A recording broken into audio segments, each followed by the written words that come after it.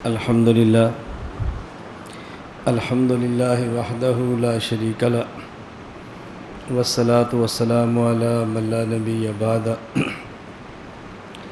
أما بعد فأعوذ بالله من الشيطان الرجيم بسم الله الرحمن الرحيم قل هل يستوي الذين يعلمون والذين لا يعلمون اللهم صل على محمد وعلى آل محمد كما صليت على إبراهيم وعلى آل إبراهيم إنك حميد مجيد اللهم بارك على محمد وعلى آل محمد كما باركت على إبراهيم وعلى آل إبراهيم إنك حميد مجيد۔ اللہ تعالیٰ نے دنیا میں سب سے بڑا مقام نبوت رکھا ہے، اور نبوت یہ کمال علمی ہے، کمال عملی نہیں۔ نبوت کمال علمی ہے، کمال عملی نہیں۔ اس کی دلیل یہ ہے، کسی شخص کا کمال وہ چیز ہوتی ہے جو اس میں ہو اور دوسرے میں نہ ہو، یا جتنی اس میں ہے اتنی دوسرے میں نہ ہو۔ نمبر 1 علم، نمبر 2 عمل۔ جس قدر عمل نبی کرتا ہے مقدار میں بسا اوقات عمل اس سے زیادہ امتی بھی کرتا ہے، لیکن جتنا علم نبی کے پاس ہوتا ہے اتنا علم نبی کی امت کے سارے افراد کا علم ملا دیں تو پھر بھی نہیں ہوتا۔ تو معلوم ہوا کہ کمال نبوت کا کمال یہ علم ہے، عمل نہیں ہے۔ تو نبوت کا کمال یہ علم ہے، عمل نہیں۔ اس لیے کہتے ہیں کہ نبوت کمال علمی ہے، کمال عملی نہیں ہے۔ انبیاء علیہ السلام میں سے بعض انبیاء دوسرے بعض انبیاء سے افضل ہیں۔ تلک رسل فضلنا بعضهم علی بعض۔ کون سا نبی کس نبی سے افضل ہے؟ جس نبی کے پاس جتنا علم ہوگا اتنا ہی وہ نبی دوسرے نبیوں سے افضل ہوگا۔ اگر بنیاد افضلیت کی عمل ہوتی تو نوح علیہ السلام رسول اکرم صلی اللہ علیہ وسلم سے افضل ہوتے، اس لیے کہ نوح علیہ السلام کے اعمال کی مدت 950 سال ہے۔ فلبث فیہم 1000 سنۃ الا 50 عاما، اور رسول اکرم صلی اللہ علیہ وسلم کے اعمال کی عمر 23 سال ہے۔ تو 950 سال میں جو اعمال ہوتے ہیں اتنے اعمال 23 سال میں تو نہیں ہو سکتے، لیکن باوجود اس کے رسول اکرم صلی اللہ علیہ وسلم افضل ہیں۔ تو اس کی وجہ علم ہے، اس کی وجہ عمل نہیں ہے۔ نبی کریم صلی اللہ علیہ وسلم کا علم تمام انبیاء کے علوم سے زیادہ ہے۔ قرآن کریم میں ہے وَإِذْ أَخَذَ اللَّهُ مِيثَاقَ النَّبِيِّينَ لَمَا آتَيْتُكُم مِّن كِتَابٍ وَحِكْمَةٍ ثُمَّ جَاءَكُمْ رَسُولٌ مُصَدِّقٌ لِّمَا مَعَكُمْ۔ اللہ تعالیٰ نے عالم ارواح میں انبیاء سے جب عہد لیا، وعدہ لیا، تو اس وعدے کے لیے اللہ نے کتنی پیاری ترتیب اختیار فرمائی ہے۔ قرآن کریم کا اسلوب کتنا عجیب ہے۔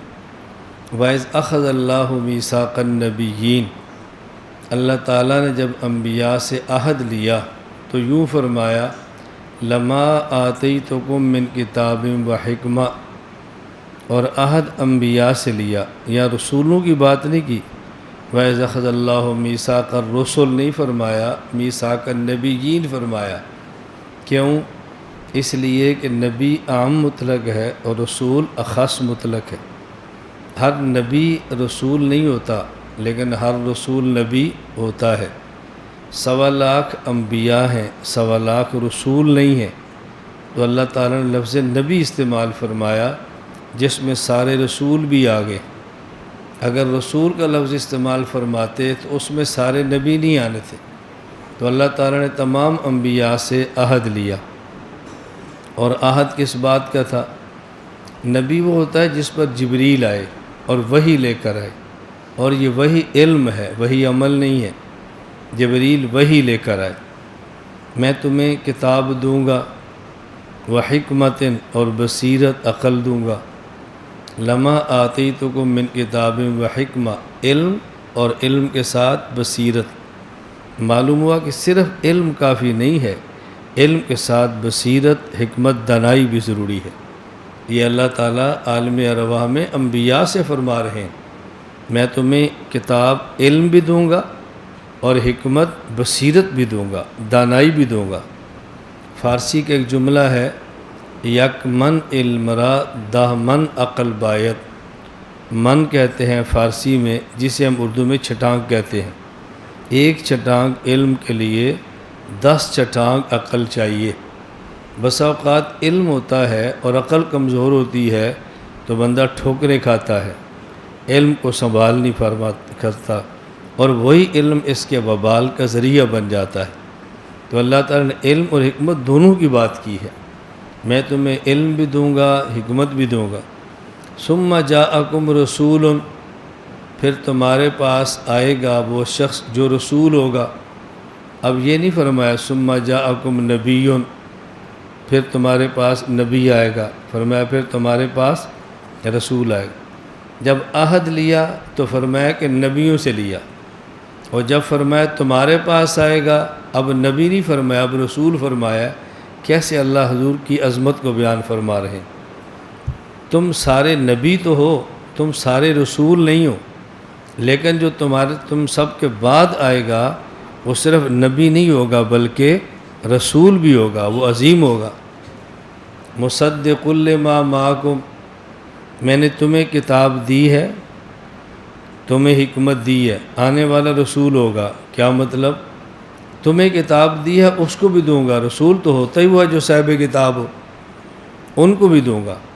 اللہ تعالیٰ سمجھا رہے ہیں نبیوں کو، اصل بات کیا فرمانی ہے؟ لَتُؤْمِنُنَّ بِهِ وَلَتَنْصُرُنَّ، لیکن لَتُؤْمِنُنَّ بِهِ سے پہلے کیسی پیاری تمہید باندھی ہے۔ تمہیں کتاب دی ہے، تمہیں بصیرت دی ہے، ثم تراخی کے لیے آتا ہے، تم سب کے بعد آخر میں میرا رسول آئے گا۔ وہ رسول کون ہوگا؟ مصدق لما معکم، تمہیں کتاب اور حکمت دی ہے، علم تمہارے پاس بھی ہے، لیکن اس کے پاس علم کون سا ہوگا؟ نمبر 1 رسول، وہ خود مستقل وحی والا نبی ہوگا، مستقل شریعت والا نبی ہوگا، مستقل کتاب والا نبی ہوگا، یعنی اس کے پاس ایک ایسا علم ہوگا جو تمہارے پاس نہیں ہے۔ ان کی مستقل شریعت ہے، مستقل کتاب ہے، وہ تمہارے پاس نہیں۔ ایک تو یہ علم ہے ان کا، دوسرا مصدق لما معکم، جو میں نے تمہیں تورات، انجیل، زبور، صحیفے دینے ہیں، ان سب کی تصدیق بھی وہ کرے گا۔ مصدق لما معکم، کسی علم کی تصدیق وہ کرتا ہے جو شخص اس علم کو جانتا ہو، جو اس علم کو نہیں جانتا اس علم کی تصدیق نہیں کر سکتا۔ تو اللہ فرما رہے رسول، اس کے پاس اپنا علم کتاب کا بھی ہوگا، مصدق لما معکم، اور جو تمہاری کتابیں ہیں اس کا علم بھی ان کے پاس ہوگا۔ تو دیکھو آنے والا کتنا بڑا ہے تم سے، علم میں کتنا بڑا ہے۔ لَتُؤْمِنُنَّ بِهِ، جب وہ آئیں تو تم سب نے اس کو ماننا ہے، تم سب نے اس کو ماننا ہے۔ میں یہ بات کہتا ہوں، اس کو بصیرت، حکمت اور تربیت کے زاویے سے دیکھو۔ اللہ تعالیٰ نبیوں کو فرما سکتے تھے میرے محمد پر ایمان لاؤ، ان کی مدد کرو، یوں نہیں فرمایا۔ نبیوں کی بھی ذہن سازی کی ہے، یعنی اللہ کی بات مانیں گے ایک حکم سمجھ کر نہیں، عظمت کو سمجھ کر۔ یہ نہیں ہے کہ ایسا حکم ہے جو نہیں سمجھ آ رہا پھر بھی مانو۔ اللہ نے کیسے سمجھایا ہے؟ میں نے تمہیں کتاب دی ہے، تمہیں حکمت دی ہے، تمہیں نبوت دی ہے، اور جو تمہارے بعد آئے گا اس کے پاس نبوت بھی ہوگی، رسالت بھی ہوگی، کتاب بھی ہوگی، اور علم کتنا ہوگا؟ مصدق لما معکم، وہ رسول ہے، اپنا علم بھی ہوگا، جو علوم تمہارے ہیں وہ سارے اس کے پاس بھی ہوں گے۔ لَتُؤْمِنُنَّ بِهِ، یہ تم سے بہت بڑا ہے، اس کو مان لینا، یہ بہت بڑا ہے، اس کو ماننا چھوٹا نہیں ہے۔ اللہ کیسے فرما رہے ہیں، کیسے بات سمجھائیے۔ لَتُؤْمِنُونَ، اس کو مان لینا، اس کی مدد کرنا۔ تو یہ میں قرآن کریم سے دلیل پیش کر رہا ہوں کہ نبوت کمال علمی ہے، پہلے اس پہ دلیل دی، اور رسول اللہ صلی اللہ علیہ وسلم کا علم تمام انبیاء سے زیادہ ہے۔ ایک دلیل قرآن کی آگے اور ایک دلیل حدیث پاک میں ہے، انما اوتیت علم الاولین والآخرین۔ حضور فرماتے ہیں جو پہلوں کا علم تھا وہ بھی میرے پاس ہے، اور جو میرے بعد والے ہیں ان کا علم بھی میرے پاس ہے، تو سارے علوم میرے پاس جمع ہیں۔ علم الاولین الگ ہے، علم الآخرین الگ ہے، اور یہ دونوں علوم حضور پاک کے اندر جمع ہیں۔ اس کی مثال کیا ہے؟ ایک ہے آنکھ کا علم، ایک ہے ناک کا علم، ایک ہے کان کا علم، ایک ہے ہاتھ کا علم، ایک ہے زبان کا علم۔ کچھ علوم ایسے ہیں جو انسان کو زبان سے ملتے ہیں، اسے کہتے ہیں علم ذائقہ۔ کچھ علوم ایسے ہیں جو انسان کو اعضاء سے ملتے ہیں، اسے کہتے ہیں علم حاسہ، علم عضو جارح، اسے علم الید، محسوس کرنا، ایک یہ علم ہے۔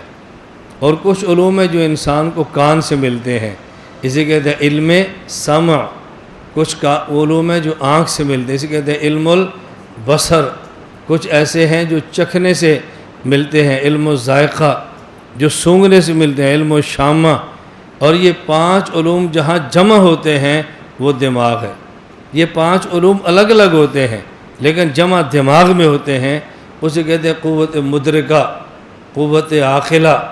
بالکل اسی طرح تورات، انجیل، زبور، صحیفے، یہ سارے علوم الگ ہیں، اور جہاں پر جمع ہیں اس کا نام ہے قوت محمدیہ، اس کا نام ہے روح محمدی، وہاں سارے علوم جمع ہیں۔ تو رسول اکرم صلی اللہ علیہ وسلم افضل الانبیاء ہے، نبی پوری کائنات میں سب سے افضل ہوتا ہے، اور حضور سارے نبیوں سے افضل ہیں۔ اس افضل ہونے کی وجہ یہ اللہ کا علم ہے جو اللہ نے اپنے نبی کو دیا۔ اللہ فرماتے ہیں قل، میں نبی کو سمجھاؤ، لا یستوی الذین یعلمون والذین لا یعلمون، جن کے پاس علم نبوت ہو ان کا مقام الگ ہے، اور جن کے پاس علم نبوت نہیں ان کا مقام الگ ہے۔ یہ دو برابر نہیں ہو سکتے۔ آپ حضرات جو یہاں تشریف لائے ہیں اور ہم سارے جو یہاں جمع ہیں وہ علم نبوت حاصل کرنے کے لیے ہیں۔ علم نبوت افضل العلوم ہے، تو جو علم سب سے افضل ہو اس علم کے آداب بھی زیادہ ہوتے ہیں، اس کے آداب کا خیال رکھنا زیادہ ہوتا ہے، پھر اللہ تعالیٰ وہ علم عطا فرماتے ہیں۔ علم نبوت کو حاصل کرنے کا پہلا ادب یہ ہے کہ آدمی گناہوں سے بچے اور جتنا علم ملے اتنا اس پہ عمل کرے، جتنا علم ملے اتنا اس پہ عمل کرے۔ یہ بات سمجھنا، جتنا علم حاصل ہو اتنا عمل کرے۔ اس کا نتیجہ کیا ہوگا؟ آدمی کے علم حاصل کرنے کی مدت تھوڑی ہے، علم کے حاصل کرنے کے ذرائع محدود ہیں، علم حاصل کرنے کی صلاحیت کم ہے، اور علوم بہت زیادہ ہیں۔ تو جو شخص جتنا علم ملے اس پہ عمل کرے، اللہ اس عمل کی برکت سے وہ علوم بھی دے دیتے ہیں جو علوم یہ نہیں پڑھ سکتا۔ حدیث پاک میں ہے، من عامل بما علم علمہ اللہ ما لم یعلم، جو شخص اپنے علم پر عمل کرتا ہے اللہ اس کو وہ علوم بھی عطا فرماتے ہیں جو اس نے پڑھے ہی نہیں ہوتے۔ اب اس کا مطلب یہ ہے علم تو اللہ نے دینا ہے نا، اللہ کوئی پابند ہے کہ بندہ پڑھے تو پھر دے، نہ پڑھے تو نہ دے؟ اللہ تو پابند نہیں ہے، اس لیے کچھ عمل سے مل جاتا ہے اور کچھ پڑھنے سے ملتا ہے۔ صرف پڑھنے سے علم نہیں ملتا بلکہ علم پر عمل کرنے سے علوم زیادہ انسان کو ملتے ہیں۔ تو پہلا ادب یہ ہے کہ آدمی اپنے علم پر عمل کرے۔ میں طلباء کو کبھی ایک بات بتاتا ہوں کہ آدمی بچپن میں بھی حماقتیں کرتا ہے، جوانی میں بھی کرتا ہے، بڑھاپے میں بھی کرتا ہے۔ ہمارے پاس علم بھی کم ہے، عمل بھی کم ہے۔ میں جب پڑھنے کے لیے درجہ اولیٰ میں داخل ہوا اس وقت عجیب مزاج تھا، یعنی اب میرا عمل کرنے کا وہ مزاج نہیں ہے جو اولیٰ، ثانیہ، ثالثہ تک تھا۔ یعنی عام طور پر ان درجوں میں عمل کم ہوتا ہے اور بڑے درجوں میں زیادہ ہوتا ہے۔ اور مجھے جو شوق ان درجوں میں تھا شاید اتنا شوق آج بھی نہ ہو۔ وہ درجہ اولیٰ میں ہے۔ ہم نے ایک مسئلہ سنا کہ نبی 24 گھنٹے باوضو رہتے ہیں، نبی 24 گھنٹے باوضو، یہ سن لیا۔ آپ یقین فرماؤ جنوری کے سردی کی راتوں میں اگر 2 بجے میری آنکھ کھل جاتی، ویسے ہی کروٹ بدلی تو آنکھ کھل گئی، تو میں جا کے وضو کر کے آتا تھا کہ 24 گھنٹے باوضو رہنا نبی کی سنت ہے۔ وہ آج سمجھ آیا کہ نبی سو جائے تو وضو ٹوٹتا ہی نہیں ہے، لیکن اس وقت یہ سمجھ تو نہیں تھی، اتنی سمجھ تھی کہ نبی 24 گھنٹے باوضو ہوتا ہے، میں سویا بھی اٹھتا تو وضو کر کے آتا۔ میں نے ایک مسئلہ سنا کہ نبی ننگے سر نہیں رہتا، یہ مسئلہ سنا، اللہ گواہ ہے میں سوتے وقت پگڑی باندھ کے سوتا تھا کہ نبی کی سنت ہے 24 گھنٹے سر ڈھانک کے رکھنا۔ یہ اب سمجھ آیا بھی ننگے سر نہیں رہتے، اس کا مطلب کیا تھا۔ یہ نہیں تھا کہ سوتے وقت بھی ننگے سر نہیں ہوتے تھے، مطلب یہ تھا کہ چلتے پھرتے بازار عام معاملات میں پیغمبر کی سنت ہے کہ اپنا سر ڈھانک کے رکھتے تھے۔ بس جو سن لیا۔ اور ہمارے یہاں بعض طالب علم ایسے تھے، مجھے آج بھی کبھی ہنسی آتی ہے، اکثر جس کو کوئی عمل کی بات ملتی وہ مجھے آ کے بتاتا، اس کو بتاتا یہ ضرور عمل کرے گا۔ نماز کے بعد میں تسبیحات فاطمہ پڑھتا ہوں، آپ بھی پڑھتے ہیں، اور میں ہر نماز کے بعد یہ استغفر اللہ 20 بار پڑھتا ہوں۔ 5 نمازوں کے بعد 100 بار ہوتا ہے۔ یہ مجھے درجہ اولیٰ میں ایک طالب علم نے کہا کہ تسبیحات فاطمہ نہیں پڑھنی چاہیے، 20 بار استغفار بھی پڑھنا چاہیے تاکہ دن میں 100 بار استغفار ہو جائے۔ یہ میں اولیٰ سے شروع ہوا ہوں، مجھے دورہ حدیث کے بھی 25 سال ہو گئے ہیں، میں اب بھی استغفار 20 بار پڑھتا ہوں۔ میں نے کہا بھی اب پڑھ گئی عادت، اب اس کو چلنے دو، اب کیا چھوڑنا ہے۔ یہ عام معمول تھا طلباء کا بھی، یہ بات اس کو بتاؤ، اس پر یہ عمل کرے گا۔ تو نمبر 1 علم کے ساتھ عمل، جتنا علم مل جائے بس عمل کریں، جتنا مل جائے اس پر عمل کریں، یہ علم کا ادب ہے۔ نمبر 2 علم کا ادب یہ ہے کہ آدمی اپنی صلاحیتیں علم پر خرچ کرے، اپنی صلاحیتیں دائیں بائیں خرچ نہ کرے، کل وقتی علم حاصل کرے، کل وقتی، جز وقتی نہیں، کل وقتی۔ العلم لا یوتی کا بعضا الا ان یوتیہ کا کلہ، کہ علم تمہیں اپنا بعض تب دے گا جب تم اپنا سب کچھ علم کو دو گے۔ کل وقتی علم، کل وقتی علم کیا ہوتا ہے؟ میں اکثر طلباء سے کہتا ہوں، اساتذہ سے بھی کہتا ہوں، میں اپنے واقعات سناتا ہوں۔ اپنے کیوں سناتا ہوں؟ جب ہم اپنے اکابر کے سناتے ہیں تو پھر ایک ذہن بنتا ہے وہ تو بہت بڑے آدمی تھے، ہم تو نہیں ہو سکتے، وہ تو بہت بڑے تھے، ہم تو نہیں ہو سکتے۔ تو میں نے کہا بھی دیکھو میں آپ جیسا ہی ہوں، میں اس لیے اپنے واقعات سناتا رہتا ہوں۔ میری عادت تھی درجہ اولیٰ سے لے کر اپنے مدرسے میں سب سے آخر میں سونے والا میں ہوتا، جامعہ بنوریا کراچی، صبح سب سے پہلے اٹھنے والا میں ہوتا، یہ میرا معمول تھا۔ صبح اٹھتے میری تپائی یہاں پڑی ہوتی تھی پہلی صف پہ، بس نماز تک میں نے کتاب یاد کرنی ہے، نماز ہو گئی تو پھر اشراق تک تلاوت کرنی ہے مسجد میں۔ اشراق کے بعد ناشتہ ہوتا تھا، چائے اور ایک روٹی، اس کے بعد مسجد میں کلاس، وہاں پڑھنا، دوپہر کا کھانا اور پھر سونا، ظہر کے بعد پھر مسجد، عصر کے بعد پھر مسجد۔ مجھے جہاں تک یاد پڑتا ہے اولیٰ میں شاید ایک دن ایسا ہو کہ میں عصر کے بعد کھیلا ہوں۔ میں عصر کے بعد نہیں کھیلتا تھا، ہمارے عام معمول ہے بھی عصر کے بعد کھیلا کرو ورنہ دماغ خراب ہو جاتا ہے۔ میرا خیال ہے جتنا کھیلنے سے خراب ہوتا ہے اتنا ویسے خراب نہیں ہوتا، یہ کھیلنے والوں کو سنبھالنا پڑتا ہے، ابھی تھوڑا سا کنٹرول کرو۔ عصر سے مغرب تک میں بنوریا کی مسجد کے محراب میں بیٹھ کے تلاوت کرتا تھا۔ اس وقت اس مسجد کے دروازے نہیں تھے، یہ بات پہ لگے ہیں، پرانی مسجد جہاں غیر ملکی طلباء ہوتے ہیں، باقی مدرسہ تو بعد میں بنا ہے۔ میں صرف یہ عرض کر رہا ہوں کہ اپنا سارا کچھ، درجہ اولیٰ میں ہماری کتاب تھی رحمت دو عالم صلی اللہ علیہ وسلم، یہ کتاب اردو میں تھی، اوپر دیکھ کے یاد کرنا ہوتا تھا، اوپر دیکھ کر کتاب کو لفظ بلفظ یاد کرنا مشکل ہوتا ہے، یہ تو آدمی بڑا ہوتا ہے تو پھر سمجھ آتی ہے نا کہ خلاصہ یاد کر لو، ہمارا بچپن تھا، ہم سمجھتے رٹنی ہے، وہ رٹی جاتی نہیں تھی۔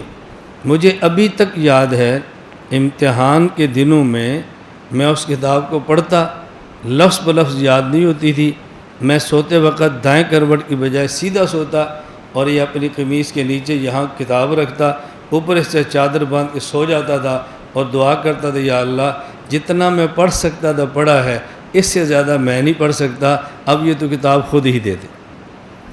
جتنی عمر ہے، جتنی عقل ہے، بندہ اسی کے مطابق بات کر رہا ہوتا ہے نا جی۔ عمر بھی تھوڑی تھی، علم بھی نہیں تھا، عقل بھی نہیں تھی، اور ہم ویسے بھی کراچی میں دیہات کے طالب علم شمار ہوتے تھے، یہ پینڈو قسم کے لڑکے ہیں، تو پینڈو قسم کے لڑکے پھر اور کیا کر سکتے۔ میں صرف یہ باتیں اس لیے سمجھا رہا ہوں، اس وقت تک علم نہیں آ سکتا جب پوری توانائی اپنی علوم کو نہ دیں۔ عصر کے بعد باہر مت نکلو، خوش ہو جاؤ، ہمیں روکا ہے، آپ نے پابندی سے پڑھنا ہے، خوش ہو جاؤ۔ پڑھنے والے طالب علم پر جتنی پابندیاں بڑھے اتنا خوش ہوتا ہے، اور خراب کرنے والا طالب علم جتنی پابندیاں ہیں اتنا پریشان ہوتا ہے۔ اور میں اپنے دیکھنے، مشاہدے اور تجربے کی بات کہتا ہوں، جہاں سختی اور پابندی زیادہ ہو، پڑھنے والے طالب علم وہاں شوق سے جاتے ہیں، کہ وہاں پابندی بہت ہے، مطالعہ بہت ہے، تکرار بہت ہے، سبق سنتے ہیں، سختی بہت ہے، رغبت سے جاتے ہیں۔ نمبر 1 اپنے علم پر عمل کریں، نمبر 2 کل وقتی تعلیم حاصل کریں، نمبر 3 آداب بہت ہے، میں صرف 3 ادب بیان کرتا ہوں۔ نمبر 3 ہر وہ چیز جو علم کے حصول کا ذریعہ بنے، اس کا ادب اور اس کا احترام ہمیں کرنا چاہیے۔ درسگاہ کا ادب کریں، تپائی کا ادب کریں، مدرسے کا ادب کریں، اساتذہ کا ادب کریں، حتیٰ کہ چوکیدار کا احترام کریں، باورچی کا احترام کریں۔ جو چیزیں علم کے حصول کا سبب بنتی ہیں ان تمام کا احترام کریں، اور تمام کا احترام کرنا ہے علم کی وجہ سے، کہ یہ ہمارے علم کے حاصل ہونے کا ذریعہ ہے۔ جب ان 3 چیزوں کا خیال فرما لیں گے نا، نمبر 1 علم پہ عمل، نمبر 2 کل وقتی عمل، نمبر 3 ذرائع حصول علم کا ادب اور احترام، انشاءاللہ العزیز اللہ تعالیٰ علوم بھی دیں گے، اور علوم سے بڑھ کر علوم میں برکت بھی دیں گے۔ کبھی علم نہیں ہوتا، کبھی علم ہوتا ہے لیکن اس کے اندر برکت نہیں ہوتی۔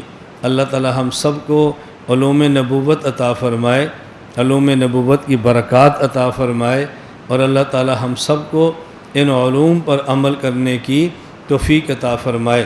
بس ہم تمام طلباء ذہنی طور پر تیار ہوں، بے مدرسے کا ہر قانون تسلیم کریں گے، ہر مدرسے کے نظام کو قبول کریں گے، اپنی پوری صلاحیتیں اور توانائی علوم پہ خرچ کریں گے، انشاءاللہ تعالی اللہ تعالیٰ عمل کی توفیق بھی دیں گے، اللہ تعالیٰ برکت بھی عطا فرمائیں گے، اور اللہ پاک اس علم کا پھر بندے سے کام بھی لیں گے انشاءاللہ۔ اللہ تعالیٰ ہمیں اپنی رضا کے لیے علم کو حاصل کرنے کی توفیق عطا فرمائے، اپنی ذات کے لیے علم کو حاصل کرنے کی توفیق عطا فرمائے۔ اللہ تعالیٰ ہم نے جو گناہ کیے اپنے کرم سے معاف فرما دے، اور آئندہ اللہ ہمیں گناہوں سے پاک اور محفوظ زندگی عطا فرمائے۔ وآخر دعوانا ان الحمدللہ رب العالمین۔ الحمدللہ رب العالمین، والصلاة والسلام علی رسولہ وعلی آلہ واصحابہ اجمعین۔ اے اللہ ہم سب کو علم نافع عطا فرما، عمل صالح متقبل عطا فرما، رزق واسع طیب عطا فرما۔ اے اللہ ان طلباء کی حفاظت فرما، ظاہر اور باطن کو پاک فرما، ان کی علوم میں برکتیں عطا فرما۔ اے اللہ ان کو اپنے دین کے لیے قبول فرما۔ اے اللہ کمیاں کوتاہیاں اپنے کرم سے معاف فرما۔ اے اللہ کریم، اے اللہ کریم، علوم نبوت کو حاصل کرنے کی توفیق عطا فرما۔ یا اللہ اپنی رضا عطا فرما، اپنی ناراضگی سے محفوظ فرما۔ اللہ کریم جو دعائیں مانگی ہیں اپنے کرم سے قبول فرما۔ وصلی اللہ تعالی علی رسول خیر خلقہ محمد وعلی آلہ وصحابہ اجمعین، آمین برحمتک یا ارحم الراحمین۔